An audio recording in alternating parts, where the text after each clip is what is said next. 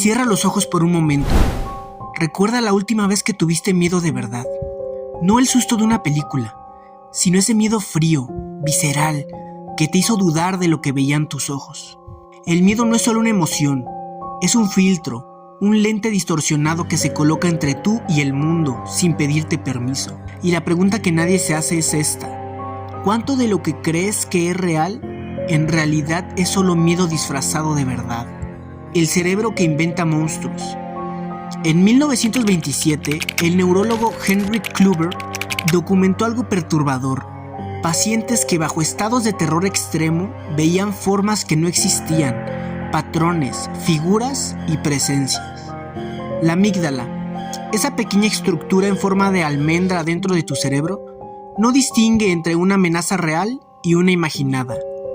Para ella, el monstruo debajo de la cama y el tigre en la jungla activan la misma alarma. El filósofo Immanuel Kant afirmaba que no percibimos el mundo tal como es, sino tal como somos. Y si somos miedo, el mundo se convierte en una amenaza constante. No vemos las cosas como son, las vemos como somos nosotros. Anais Nin. En 1938, Orson Welles transmitió por radio una adaptación de La Guerra de los Mundos. Miles de personas, convencidas de una invasión alienígena real, huyeron de sus casas, llamaron a hospitales, rezaron sus últimas palabras. No había invasión, solo había miedo colectivo. Y el miedo colectivo es capaz de crear una realidad compartida que no existe. Pero más cercano en el tiempo, tras los atentados del 11 de septiembre, estudios psicológicos documentaron que millones de personas comenzaron a ver amenazas en lugares cotidianos: vecinos, aviones, maletas abandonadas. El mundo no había cambiado, la percepción sí. El psicólogo Paul Ekman llamó a esto vigilancia emocional, el estado en el que el miedo reprograma lo que notamos, lo que ignoramos y lo que interpretamos como peligro. No es casualidad que las grandes obras del terror toquen algo profundamente humano. H.P. Lovecraft construyó todo un universo literario sobre una sola idea filosófica. El miedo más antiguo y poderoso del ser humano es el miedo a lo desconocido. No al monstruo en sí, sino a lo que no podemos comprender. Stanley Kubrick en El Resplandor no muestra casi nada explícito, y sin embargo el terror es insoportable.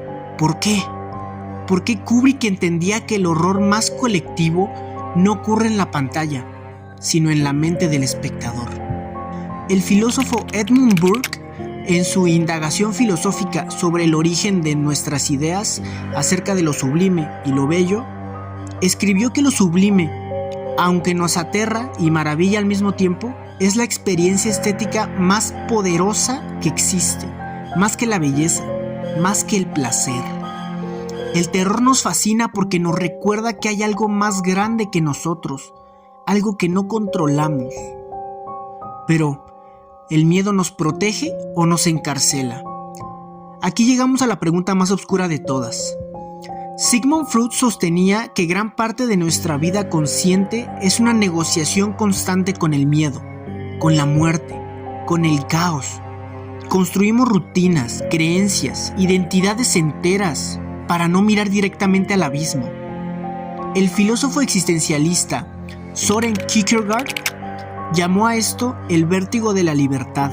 El miedo no viene de las cadenas, sino de darnos cuenta de que somos libres, de que nada está garantizado, de que el mundo no tiene un guión escrito para nosotros. Y aquí está la paradoja terrible. El miedo nos avisa del peligro, pero también puede fabricarlo donde no existe. Puede salvarnos la vida o arruinárnosla. Puede hacernos más humanos o convertirnos en prisioneros de nosotros mismos. Pero entonces aquí te pregunto, ¿qué es real? Quizá la respuesta más honesta es esta: nunca percibimos la realidad pura. Siempre la vemos a través de algo: el amor, el trauma, la esperanza, el miedo. La pregunta no es si el miedo distorsiona nuestra percepción. La pregunta es, ¿somos conscientes de cuándo lo está haciendo? Porque el primer paso para ver el mundo con más claridad no es eliminar el miedo, es reconocerlo, mirarlo a los ojos y entender que ese monstruo que ves en la oscuridad a veces eres tú mismo, proyectando hacia afuera. El miedo golpea la puerta, la valentía abre, no hay nadie. Gracias por quedarte hasta el final. Esto fue Bad Trip.